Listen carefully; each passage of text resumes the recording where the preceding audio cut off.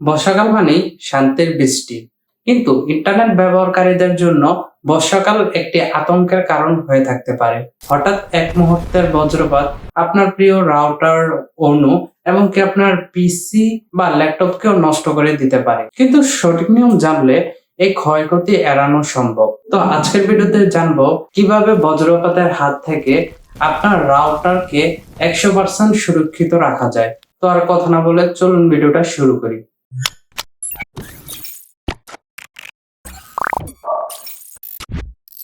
অনেকে মনে করে বজ্রপাত হয়তো সরাসরি বাসার উপর পড়লেই ইলেকট্রনিক ডিভাইস নষ্ট হয়ে যায়, তবে সেটা ভুল ধারণা। বজ্রপাত যদি আপনাদের ঘর থেকে আরো 1 কিলোমিটার দূরে কোনো একটা ইলেকট্রিক পোলে পড়ে যায়, সেক্ষেত্রেও আপনার ইলেকট্রনিক ডিভাইস গুলা নষ্ট হয়ে যেতে পারে। বজ্রপাতের এত পাওয়ারফুল বিদ্যুৎ মূলত দুইভাবে আপনাদের ঘরে ঢুকে আপনাদের ইলেকট্রনিক ডিভাইস গুলাকে নষ্ট করে দিতে পারে। একটি হচ্ছে যে বৈদ্যুতিক লাইনের মাধ্যমে, আরেকটি হচ্ছে যে আপনার রাউটারকে কানেক্ট করা ইন্টারনেটের যে ক্যাট5 কেবলটা আছে সেটার মাধ্যমে।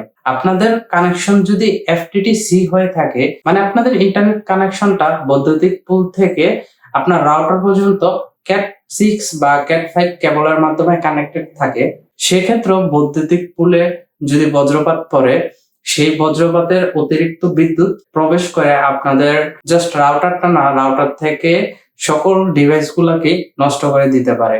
এখন কথা বলবো বজ্রপাতের সময় কি প্রাথমিক পদক্ষেপ হবে আপনার রাউটার এবং আপনার ইলেকট্রনিক ডিভাইস গুলাকে সুরক্ষিত করার জন্য।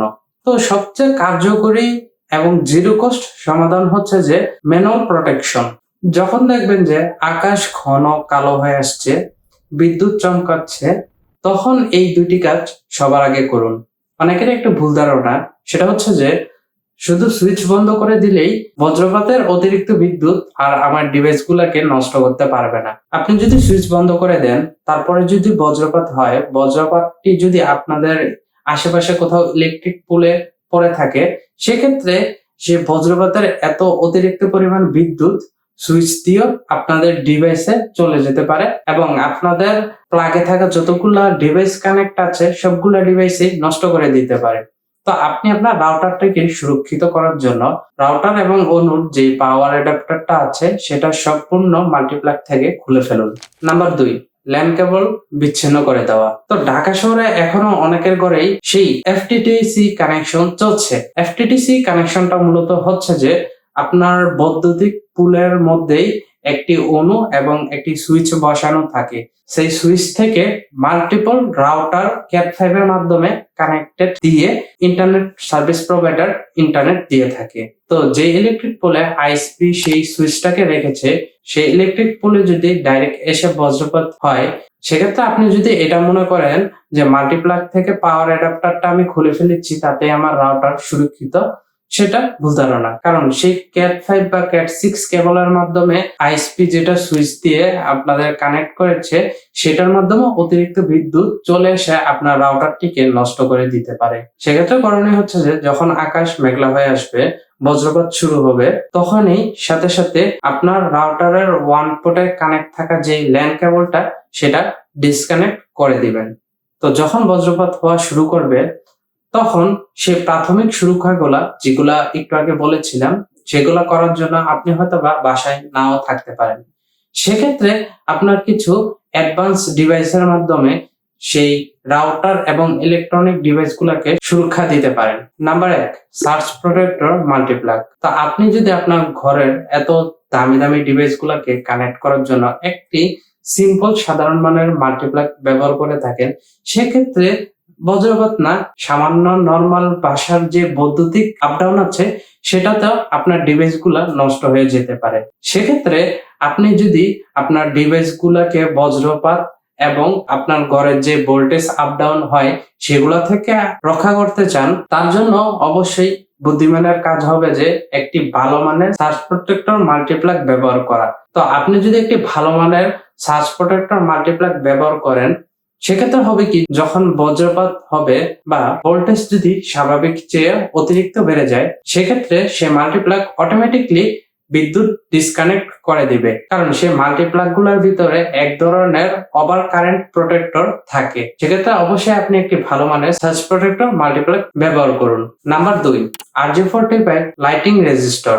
তো আপনাদের ঘরের ইন্টারনেট যদি এখনো অপটিক্যাল ফাইবার না হয়ে থাকে, বাধ্যতামূলকই সেই ক্যাট ফাইবার মাধ্যমেই ইন্টারনেট ব্যবহার করা লাগে, সেক্ষেত্রে আপনি RJ45 লাইটিং রেজিস্টর এই জিনিসটা কিনে নিতে পারেন। বজ্রপাতের অতিরিক্ত বিদ্যুৎ আপনার রাউটারে আর ল্যান কেবলের মাধ্যমে পৌঁছাতে পারবে না। নাম্বার 3, ইউপিএস ব্যবহার করুন। তো আপনার রাউটার যদি অনেক দামি হয়ে থাকে, সেক্ষেত্রে আপনি একটি রাউটার ইউপিএস ব্যবহার করতে পারেন, কারণ একটি ভালো মানের ব্র্যান্ডেড রাউটার ইউপিএস এ ওভার কারেন্ট প্রোটেকশন থাকে। কোনো কারণবশত যদি বজ্রপাত হয়ও আপনি যদি বাসায় না থাকেন, সেই ইউপিএসটা অতিরিক্ত বজ্রপাতের বিদ্যুৎটাকে নিজের মধ্যে নিয়ে ইউপিএসটা নষ্ট হয়ে যাবে, তবে আপনার রাউটারটি এবং আপনার অনু সুরক্ষিত থাকবে। তো এতক্ষণ যেই রাউটার এবং ইলেকট্রনিক ডিভাইসগুলো সুরক্ষিত রাখার জন্য যে পদক্ষেপগুলো বলেছি, সে পদক্ষেপগুলো যদি দুর্ভাগ্যবশত আপনি অ্যাপ্লাই করতে না পারেন, যদি দেখেন বজ্রপাতের পর আপনার রাউটারটি আর কোনোভাবেই চালু হচ্ছে না, সেক্ষেত্রে করণীয় কি?